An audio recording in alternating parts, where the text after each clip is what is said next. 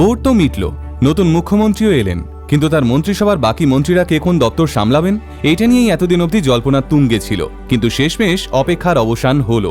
জানা গেল পশ্চিমবঙ্গের নতুন মন্ত্রীদের নাম, তা সে কেন্দ্র হোক বা রাজ্য। নতুন সরকার ক্ষমতায় এলে কে কোন দপ্তরের মন্ত্রিত্ব সামলাচ্ছেন এই বিষয়ে জানার আগ্রহটা আমার ছোটবেলা থেকেই ছিল।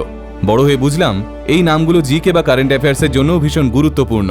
তাই আজকের এই ভিডিওটা ছোটবেলার সেই আগ্রহটাকেই একটু ঝালিয়ে নেওয়া বলতে পারেন। পশ্চিমবঙ্গের পালা বদলের পর নতুন মন্ত্রী বা প্রতিমন্ত্রী হিসেবে কে কোন দপ্তরের দায়িত্ব পেলেন, কে সামলাবেন শিক্ষা, কার কাছে গেল রাজ্যের মানুষের স্বাস্থ্যের দায়িত্ব, এবং মুখ্যমন্ত্রী শুভেন্দু অধিকারী বা নিজের কাছে কোন কোন দপ্তর রাখলেন, সেই সবকিছুই আমরা জানবো এই ভিডিওতে। সবার আগে আসি মুখ্যমন্ত্রী শুভেন্দু অধিকারীর কথায়। রাজ্যের সবচেয়ে গুরুত্বপূর্ণ কয়েকটি দপ্তর তিনি নিজের কাছেই রেখেছেন। হোম অ্যান্ড হিল অ্যাফেয়ার্স, ভূমি ও ভূমি সংস্কার, সঙ্গে উদ্বাস্তু ত্রাণ এবং পুনর্বাসন দপ্তর, বিদ্যুৎ দপ্তর, এছাড়াও তথ্য ও সংস্কৃতি দপ্তর এবং কর্মী ও প্রশাসনিক সংস্কার দপ্তর। সবকিছুর দায়িত্বই থাকবে তাঁর হাতেই, অর্থাৎ রাজ্যের প্রশাসনিক স্টিয়ারিং থাকবে সরাসরি মুখ্যমন্ত্রীর হাতে। এরপর আসি অর্থ দপ্তরে। রাজ্যের অর্থমন্ত্রী হিসেবে দায়িত্ব পেয়েছেন ডক্টর স্বপন দাশগুপ্ত। রাজ্যের আয় ব্যয়, বাজেট এবং বিভিন্ন প্রকল্পে অর্থ বরাদ্দের মতো গুরুত্বপূর্ণ বিষয়গুলো এবার থেকে তিনিই দেখভাল করবেন। শিক্ষাক্ষেত্রে বড় দায়িত্ব পেয়েছেন দীপক বর্মন। তাঁর হাতে রয়েছে স্কুল শিক্ষা দপ্তর, পাশাপাশি আবাসন এবং ক্ষুদ্র ছোট ও মাঝারি উদ্যোগ, এছাড়াও বস্ত্র দপ্তরের দায়িত্বও তিনিই সামলাবেন। অন্যদিকে হায়ার এডুকেশন এবং টেকনিক্যাল এডুকেশনের দায়িত্ব গিয়ে পড়েছে জগন্নাথ চট্টোপাধ্যায়ের কাঁধে। স্বাস্থ্য ও পরিবার কল্যাণ দপ্তরের দায়িত্ব পেয়েছেন ডক্টর শারদত্ত মুখোপাধ্যায়।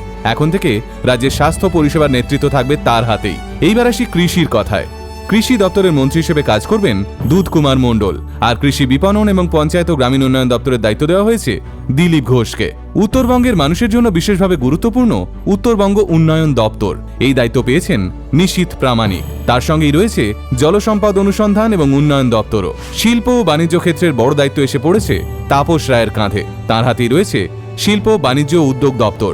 এর পাশাপাশি public enterprises and industrial reconstruction এবং non conventional and renewable energy sources ডিপার্টমেন্টও তিনিই সামলাবেন। নগর উন্নয়ন এবং পুর বিষয়ক দপ্তরের মন্ত্রী হয়েছেন অগ্নিমিত্রা পাল। অন্যদিকে খাদ্য সরবরাহ দপ্তর এবং সমবায় দপ্তরের দায়িত্ব পেয়েছেন অশোক কীর্তনিয়া। এইবার আসি সমাজের বিভিন্ন প্রান্তিক জনগোষ্ঠীর উন্নয়নের কথায়। উপজাতি উন্নয়ন, সংখ্যালঘু বিষয়ক এবং মাদ্রাসা শিক্ষা দপ্তরের দায়িত্ব পেয়েছেন ক্ষুদিরাম টুডু। পার্লামেন্টারি অ্যাফেয়ার্স এবং ট্যুরিজম দপ্তরের দায়িত্ব পেয়েছেন ডক্টর শঙ্কর ঘোষ। আর বন ও পরিবেশ দপ্তরের নেতৃত্বে রয়েছেন মনোজ কুমার ওরাঁও। শ্রম ও পরিবহন দপ্তরের দায়িত্ব দেওয়া হয়েছে অর্জুন সিংকে। আর অনগ্রসর শ্রেণী কল্যাণ দপ্তর এবং গণশিক্ষা প্রসার ও গ্রন্থাগার পরিষেবা দপ্তরের মন্ত্রী হয়েছেন গৌরী শঙ্কর ঘোষ। তথ্য প্রযুক্তির যুগে আইটি দপ্তর অত্যন্ত গুরুত্বপূর্ণ, এই দায়িত্ব পেয়েছেন ডাক্তার কল্যাণ চক্রবর্তী। তার হাতেই রয়েছে তথ্য প্রযুক্তি, বিজ্ঞান ও প্রযুক্তি, বায়োটেকনোলজি এবং খাদ্য প্রক্রিয়াকরণ শিল্প সংক্রান্ত দপ্তর। সেচ ও জলপথ দপ্তরের দায়িত্বে রয়েছেন অরূপ কুমার দাস এবং জনস্বাস্থ্য, কারিগরি এবং পূর্ত দপ্তরের মন্ত্রী হয়েছেন ডাক্তার অজয় কুমার পোদ্দার। এইবার আসি স্বাধীন দায়িত্বপ্রাপ্ত প্রতিমন্ত্রীদের কথায়। মহিলা ও শিশু উন্নয়ন, সমাজ কল্যাণ, স্বনির্ভর গোষ্ঠী এবং প্রোগ্রাম মনিটরিং দপ্তরের দায়িত্ব পেয়েছেন মালতী রাভা রায়। মৎস্য ও প্রাণী সম্পদ বিকাশ দপ্তরের দায়িত্বে রয়েছেন রাজেশ মাহাতো।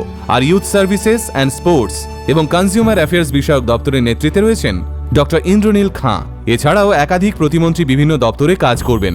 সব মিলিয়ে 2026 সালের পশ্চিমবঙ্গ মন্ত্রিসভায় অভিজ্ঞ নেতারা যেমন রয়েছেন, তেমনই দেখা যাচ্ছে একাধিক নতুন মুখকেও। এখন দেখার বিষয় আগামী 5 বছর এই মন্ত্রিসভা রাজ্যের উন্নয়ন, এমপ্লয়মেন্ট, শিক্ষা, স্বাস্থ্য ক্ষেত্রে কতটা পরিবর্তন আনতে পারে। তবে একটা কথা বলতেই হয়, ভোটের ফলাফল যতটা গুরুত্বপূর্ণ ছিল তার চেয়েও বেশি গুরুত্বপূর্ণ এই দপ্তর বন্টন। কারণ শেষ পর্যন্ত রাজ্যের ভবিষ্যৎ গড়ার দায়িত্ব থাকবে এই মন্ত্রীদের কাঁধেই। তা আপনার মতে সবচেয়ে গুরুত্বপূর্ণ দপ্তর কোনটা, কি মনে হচ্ছে? সব দায়িত্ব সঠিক লোককেই দেওয়া হয়েছে তো? কমেন্টে অবশ্যই জানাবেন।